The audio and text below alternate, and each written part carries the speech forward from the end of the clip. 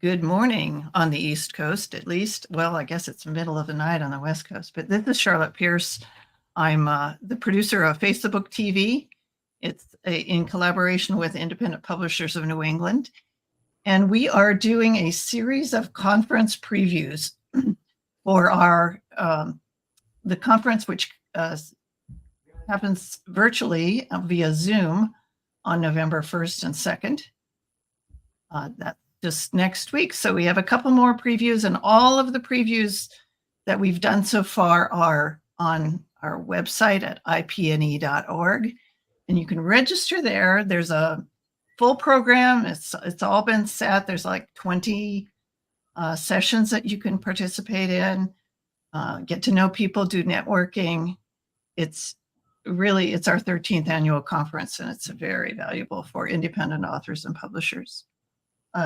Conference registration includes a year of IPNE, Independent Publishers of New England membership. So you're in store for a lot of great information and making connections. As I said, I'm Charlotte Pierce. Face the Book TV is my show about publishing, and I'm at piercepress.com. You can find all the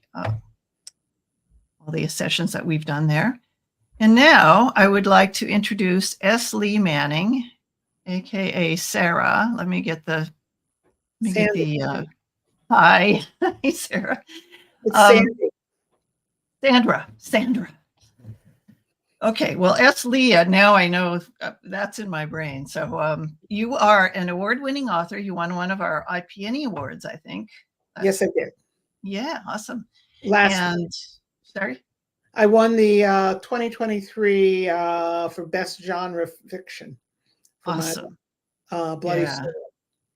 Yeah, and other awards as well, I believe. So yes, your website is sleemanning.com. And the session on Saturday at the conference is Where the Sidewalk Sale Ends. And like I said, when we were talking before, I think this is an area that a lot of our members need to be educated about, strategies, how to pick these events and things like that. So why don't you tell us a little bit about you and this panel? And a little bit about me. I'm a retired attorney, but I wanted to be a writer all my life. But I, at some point, decided I didn't want to be poor all my life, so I went to law school, and then but I've always written, and I continued to write. And then my first novel, I wrote it. The first draft came out. I wrote the first draft in 2006. The first pages won an award from MWA, Mystery Writers of America, used to have a contest that was for unpublished authors. You put in the first 50 pages, and the top 3 would get read by an agent. I was number 1. I got the agent read it, signed me, and sent my book out, and I got some really, really lovely rejections. Oh, great. Yeah. Well, join the club. Yeah. So that I had that agent, and life intervened. I was working, and I had responsibilities with family. So I didn't really get back to writing. I sort of put that on the burner. My agent died in 2010. And then in 2015, I took the book down from the shelf, rewrote it to update it, because it was now over almost 10 years old. Went out to a conference called Killer Nashville. It's one of my favorite conferences, and I'm going Killer Nashville? Called Killer Nashville. Does that refer to the genre, or? It refers to the fact that it's thrillers and mysteries, events, and it's held in Nashville. And it's a great conference. I've been there a number of times, and they have an award that they call the Silver Falchion. And actually, just as an aside, all 3 of my books were finalists for Silver Falchions, and you get all sorts of big authors in there competing for that award. But 2015, they also would have a round table with agents and editors. And I got my first contract with a 5-star publishing through that. And then a year later, before my book came out, they said they're going to stop publishing in the mystery and suspense field. They're just going to do cowboy books. Okay. So Being from Nashville. I wound up, ultimately, that first book that I wrote wound up getting published, Trojan Horse, in 2020 with Circle Publications. It's a small publisher in Maine. And I put out, I've written 2 other books in the spy thriller genre. And then the book that's out now is a little different. It's not a spy thriller, Deadly Choice. This is my first domestic thriller, and there's a lot of differences with my spy thrillers. The cast is almost exclusively female in this one, except for the villains. And there's one nice guy but he's very minor. Don't the females ever get to be villains? Well, there's some female villains in this. There's a female villain in this too. Okay. It's this was a book, though. It's not with spy thrillers. It's always on a bigger stage. It's a lot of international stuff, but there's big stakes. There's going to be a terrorist attack. Someone's going to try and take over the country. With this one, it's much more. It's just personal. It's somebody, and it starts out because it's this one. I was actually writing another spy thriller, and I came up with the idea of this one, but through a conversation with my daughter, because she was worried that she would be traveling, if she was traveling while pregnant, and she was in one of those states where abortion was banned, and she had a complication that she might wind up dying because they wouldn't treat her. And I said, well, honey, then I guess I'd have to get my gun and go kill them. And then I thought, God, that would be a great book. So when this publishing arrangement ended, was that when you kind of explored more of your own direct sales? No, I do. I mean, the thing about being with a very small publisher, and that's is that they don't do a lot of marketing. And so I am traditionally published in that I'm published by someone else. Yeah. Okay. But that's continuing. And that's continuing. Yeah. But I do most of my marketing, and I do it through a variety of ways. The conferences, I go to conferences. What the good of conferences is a couple things. Some of the conferences, I went to BoucherCon, which is a reader conference for mystery and suspense and thrillers again. And there's couple thousand people there. Well, you can walk around and talk to people and talk up your books, and and people come buy your books because they're all readers there. There's a lot of readers. You find that's the most fruitful type of event, where those book events. That gives you the direct sale bit. You're directly contacting the reader. But the other conferences, like I had Lisa Gardner gave me a blurb for my last for Bloody Soil, the one that won the IPNE Best Genre Award. I met Lisa Gardner at a conference. Okay. And she's a pretty big author, and having a big author do a blurb on your book saying this is a great book is a sales gimmick, and it helps. Well, this is good advice. I mean, you never know when you're going to meet that person. Like, I was on this Blue Sky platform where, Neil Gaiman went from Twitter to Blue Sky, and he's now, he just hates Twitter, but he does. Anyway, I had a chat with him, and I said, could you blurb my new book? And he said, yes, but you'll have to give me the time to do it. So, he's just wicked busy, but it's like, you never know when you're going to meet that person. Maybe he would, he loves the topic enough to take the time. I mean, they have to like your book. I mean, you have to write a good book and send them, because these people who have good big names are not going to put their name on something they think is right. it's no good.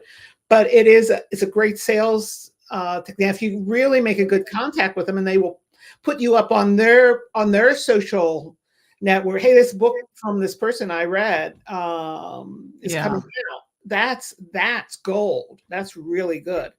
So going to these events has a couple different purposes. It's right, selling the books, which is nice to get some income, and then meeting people that can help you.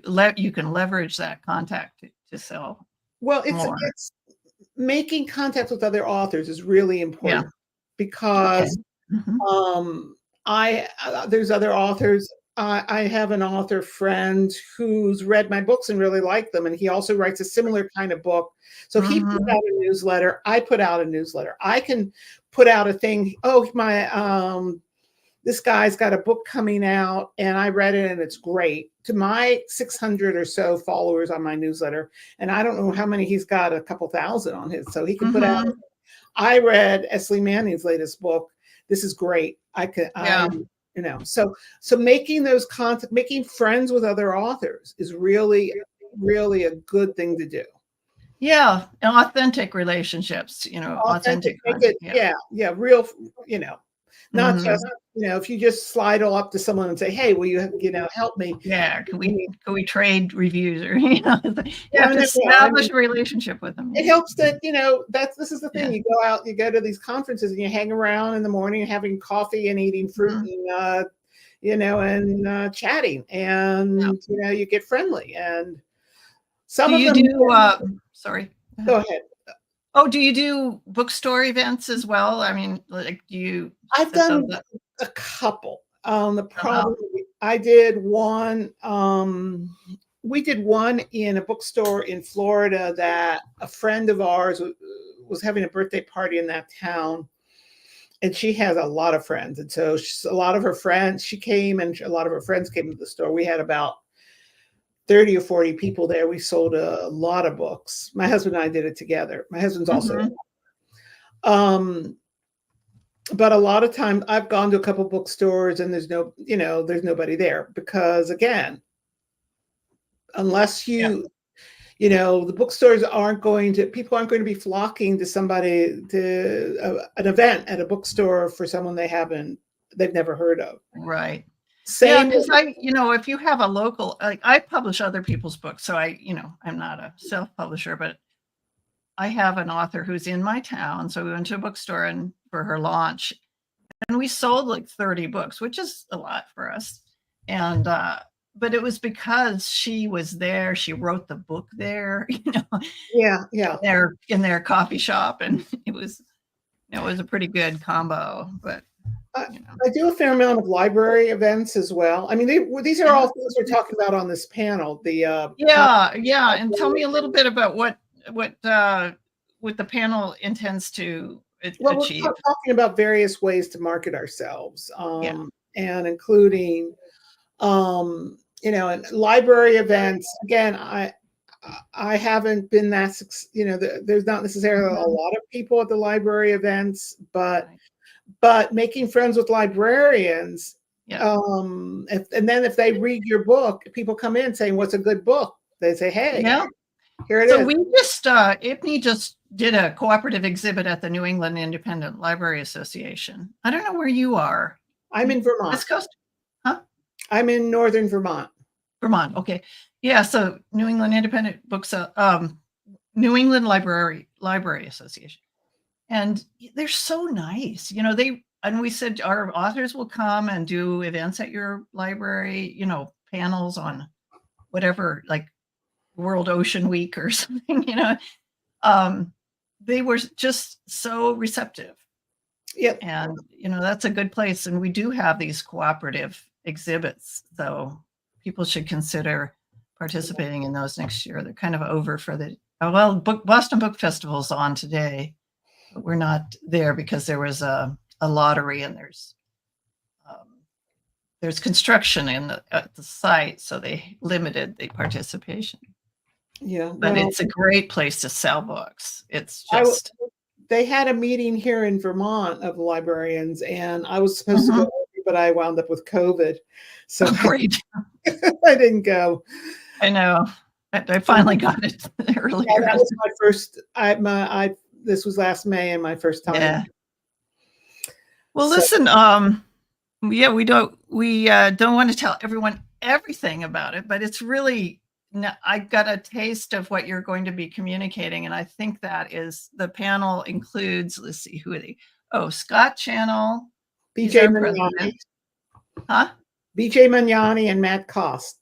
And and they're both with my publisher in Circle Publications. Oh, they are. Okay, great. Yeah. They're they really know how to go to, select and leverage events. So Yeah, they're both really great. And, yeah.